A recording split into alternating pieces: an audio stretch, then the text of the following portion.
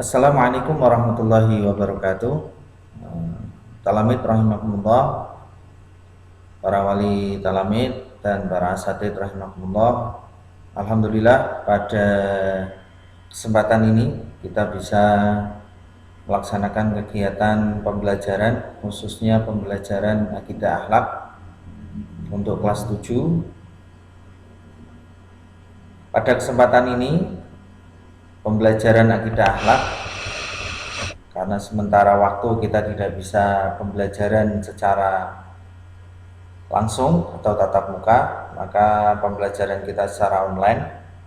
Oleh karena itu, di sini sebelum kita mulai pembelajaran, mari kita buka dengan bacaan Ummul Kitab supaya kegiatan pembelajaran kita ini berjalan dengan baik, berjalan dengan lancar, tanpa halangan suatu apapun. Al-Fatihah.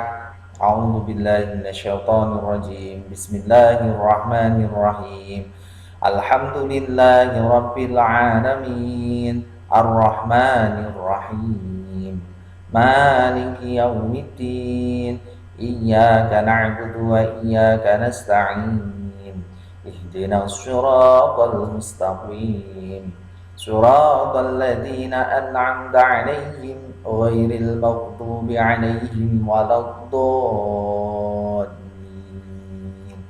Amin. Rabbighfirli wa liwalidayya wa lil mu'minina amin. Alhamdulillah. Untuk perkenalan lagi hanya sebatas nama. Mungkin ada yang lupa. Nama Ustadz adalah Yusa Hanafi, Sarjana Pendidikan Islam. Ustadz mengampu mata pelajaran akidah akhlak. Silahkan dari talamid yang sudah memiliki buku bisa dibuka buku paketnya, ya, bab pertama tentang akidah Islam. Bismillahirrahmanirrahim. Kita mulai. Pertama kali mari kita buka pengertian akidah Islam. Ya, pengertian akidah Islam menurut bahasa, akidah adalah kata sifat dalam bahasa Arab yang berarti dari kata aqada yang mempunyai arti ikatan. Ikatan dalam hal apa maksudnya? Ikatan dalam hal ketentraman jiwa. Nah, ini pengertian akidah Islam menurut istilah adalah beberapa urusan yang harus dibenarkan oleh hati yang mendatangkan ketentraman jiwa menjadi keyakinan dan tidak tercampur sedikit pun dengan keraguan. Nah, itu yang namanya akidah Islam. Kalau akidah itu sendiri iqraru bil lisan, ya, diungkapkan dalam ucapan, ya, dan dilaksanakan dalam perbuatan, diimani dalam hati. Dasar hukum akidah Islam barangkali banyak sekali, ya, banyak sekali. Di sini Ustadz hanya sebagian saja.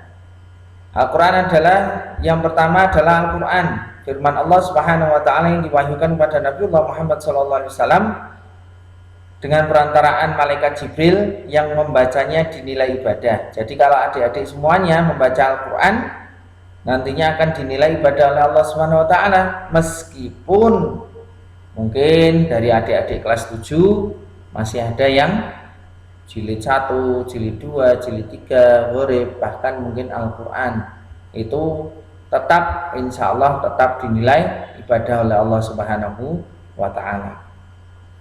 Nah, di dalam kitab suci Al-Quran diterangkan akidah Islam yang sesuai kehendak Allah Subhanahu Wa Taala. Ya, akidah Islam termuat di dalam 2 kalimat syahadat. Nah, adik-adik sudah hafal semua mesti. Asyhadu an la ilaha illallah wa asyhadu anna Muhammadar Rasulullah. Saya bersaksi tiada ilah yang wajib disembah kecuali Allah, dan saya bersaksi bahwa Nabiullah Muhammad SAW adalah utusan Allah. Kemudian dasar-dasar hukum akidah Islam banyak sekali sebenarnya, ya. hadis ya, ma udhifa lin nabi sallallahu alaihi wasallam qaulan aw fi'lan aw taqriran aw lahwaha. Hadis adalah segala sesuatu yang bersumber dari ucapan, perbuatan, takrir atau sikap diam Nabiullah Muhammad SAW. Nah, hadis ini dijadikan sebagai sumber dasar hukum dan pelengkap dari Al-Quran. Ya, pelengkap apa Ustadz? Nah, ini coba kita buka. Maaf, kita baca di selanjutnya. Segala yang diucapkan Rasulullah SAW berdasarkan petunjuk wahyu. Ya, A'udzubillahi minasyaitonirrajim, di dalam surat Al-Haqqah ayat 43 sampai 46. Tanzilum mir rabbil alamin walau taqawwala alaina ba'dal aqawil la akhadna minhu bil yamin thumma laqata'na minhul watin. Yang kurang lebih artinya, di Al-Quran adalah wahyu yang diturunkan kepada Rabb semesta alam. Seandainya dia Muhammad, Nabiullah Muhammad maksudnya, mengadakan sebagian perkataan atas nama kami, niscaya kami pegang dia pada tangan kanannya, kemudian benar-benar kami potong urat nadinya. Maksudnya gimana? Dasar Al-Quran ya, itu semuanya jelas dari Allah Subhanahu wa Ta'ala, tanpa campur tangan Nabiullah Muhammad Sallallahu Alaihi Wasallam. Makanya Nabiullah Muhammad mempunyai julukan ummi. Ummi itu tidak bisa membaca dan tidak bisa menulis. Bayangkan kalau Nabiullah Muhammad bisa baca, bisa nulis. Kenapa bahaya? Karena khawatir nanti terbawa dengan tulisan Nabiullah Muhammad Sallallahu Alaihi Wasallam. Makanya Nabiullah Muhammad itu hanya bisa mendengarkan. Jadi para sahabat nulis, kemudian didengarkan oleh Nabiullah Muhammad. Jika salah, Nabiullah Muhammad bilang salah, kemudian memberikan pembetulannya. Banyak hadis yang menjelaskan maksud beberapa Al-Quran yang masih bersifat global. Nah, ini fungsi hadis di sini. Yang tadinya hadis itu Al-Quran itu masih global, dijelaskan di dalam hadis. Contohnya ini, dalam surat An-Nisa ayat 36, A'udzubillahi minasyaitonirrajim. Bismillahirrahmanirrahim. Wa'budullaha wa la tusyriku bihi syai'an wa bil walidaini ihsanan wa bidzil qurba wal yatama wal masakin wal jari dzil qurba wal jaril junubi was sahibi bil jambi wa banis sabili wa ma malakat aymanukum innallaha la yuhibbu man kana mukhtalan fakhura. Yang kurang lebih artinya, sembahlah Allah dan janganlah kamu mempersekutukannya dengan sesuatu pun, dan berbuat baiklah kepada kedua orang tuamu, bapak ibu, karib kerabat, anak yatim piatu, orang-orang miskin, tetangga yang dekat dan tetangga yang jauh, dan teman sejawat, ibnu sabil dan hamba sayamu. Sesungguhnya Allah tidak menyukai orang-orang yang sombong dan membanggakan diri. Ini masih global. Nah, cara untuk berbuat baiknya seperti apa?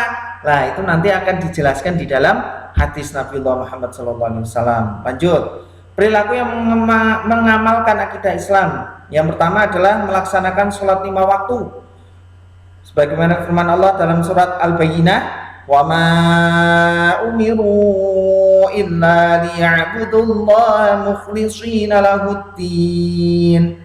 Padahal mereka tidak disuruh kecuali supaya menyembah Allah dengan memurnikan ketaatan kepadanya dalam menjalankan agama yang lurus. Ya, ini perintah Allah Subhanahu wa Ta'ala. Selanjutnya, selalu meningkatkan amal soleh, terutama kepada kedua orang tua, dalam surat Al-Luqman ayat 14. Bismillahirrahmanirrahim. Wa wassaynal insana biwalidayhi hamalathu ummuhu wahnan ala wahnin wa fisaluhu fi 'amaini an ishkur li wa liwalidayk ilayyal masir. Dan kami perintahkan kepada manusia berbuat baik kepada dua orang ibu bapaknya ibunya telah mengandungnya dalam keadaan lemah yang bertambah-tambah dan menyapihnya dalam 2 tahun, bersyukurlah kepadaku, kata Allah, dan 2 orang ibu bapakmu, hanya kepadakulah kembalimu. Manfaat pelajari akidah Islam: dapat memperoleh petunjuk hidup yang benar, memperoleh ketentraman dan kebahagiaan hidup yang hakiki. Ya, kemudian hubungan iman, Islam dan ihsan. Ini ada hubungannya. Iman, pengertian iman terungkap dalam percakapan antara Nabiullah Muhammad SAW kepada malaikat Jibril. Malaikat Jibril suatu ketika datang kepada Rasulullah SAW. Ya, ini hadisnya panjang, Ustadz potong-potong untuk sesuai dengan kebutuhannya ya. Fa akhbarani 'anil iman. Qala an tu'minu billah wa malaikatihi wa kutubihi wa rusulihi wal yaumil akhir wa tu'minu bil qadri khairihi wa syarrihi. Malaikat Jibril bertanya, apakah iman itu? Beliau Rasulullah SAW menjawab, iman adalah engkau beriman kepada Allah, malaikatnya, kitab-kitabnya, para rasulnya, hari kiamat, dan beriman kepada takdir Allah yang baik dan yang buruk.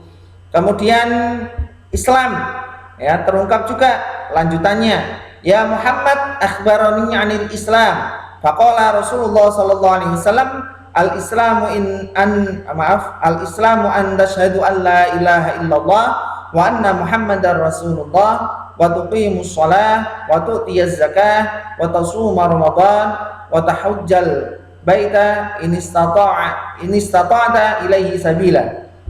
Hai Muhammad, beritahukan kepadaku tentang Islam. Rasulullah SAW menjawab, Islam adalah engkau bersaksi tidak ada yang berhak diibadahi dengan benar melainkan hanya Allah, dan sesungguhnya Muhammad adalah Rasulullah, menegakkan sholat, menunaikan zakat, berpuasa di bulan Ramadan, dan engkau menunaikan haji ke Baitullah jika engkau telah mampu melakukannya. Ihsan. Ihsan itu ada 2 macam, yakni ihsan kepada Allah dan ihsan kepada sesama manusia. Pengertian ihsan ini terungkap dalam hati juga, lanjutannya juga, fa akhbarani 'anil ihsan qala an na'budallaha ka'annaka tarahu fa illam takun tarahu fa innahu yara. Apakah ihsan? Ihsan adalah bahwasannya engkau menyembah Allah Subhanahu wa taala seakan-akan engkau melihatnya di depanmu. Apabila engkau tidak dapat melihatnya, maka yakinlah bahwa dia atau Allah Subhanahu wa taala melihatmu. Hadis riwayat Muslim. Ini hadisnya panjang, Ustadz potong-potong sesuai dengan kebutuhannya iman, kebutuhannya Islam, dan kebutuhannya ihsan. Hubungannya apa saja? Hubungannya adalah sebagai landasan keyakinan, sedangkan Islam dan ihsan sebagai bukti nyata adanya keimanan tersebut. Islam dan ihsan berupa perbuatan nyata dalam kehidupan sehari-hari. Pengakuan iman tidak ada artinya sama sekali apabila tidak dibuktikan dalam amal soleh. Kemudian perilaku yang sesuai, apa itu? Beribadah pada Allah Subhanahu wa taala dengan hati yang ikhlas, tanpa prasangka terpaksa, ya, perasaan terpaksa, disuruh orang tua terpaksa, ya, gara-gara masih mainan HP, disuruh orang tua misalkan ini, ya, malah marah, nah itu tidak boleh. Disuruh orang tua sholat, ya ini termasuk ibadah sama Allah. Orang tua sudah nyuruh untuk sholat, kalian masih lia-lia, masih nonton TV, mainan HP, dan lain sebagainya. Berusaha menghindari diri dari segala bentuk kemusyrikan. La tusyrik billah, inna syirka la dzulmun adzim. Janganlah menyekutukan Allah dengan yang lain, karena menyekutukan Allah adalah kezaliman yang besar. Insya Allah itu aja yang dapat Ustadz sampaikan. Kurang lebih mohon maaf, mungkin kalau ada pertanyaan-pertanyaan bisa disampaikan kepada Ustadz Yusa. Kurang lebihnya mohon maaf. Kita akhiri dengan bacaan alhamdulillah dan doa kafatul majelis. Alhamdulillahirabbil alamin. Subhanakallahumma bihamdika asyhadu an la ilaha illa anta astaghfiruka wa atubu ilaik. Jangan lupa jika berpergian menggunakan masker, ya.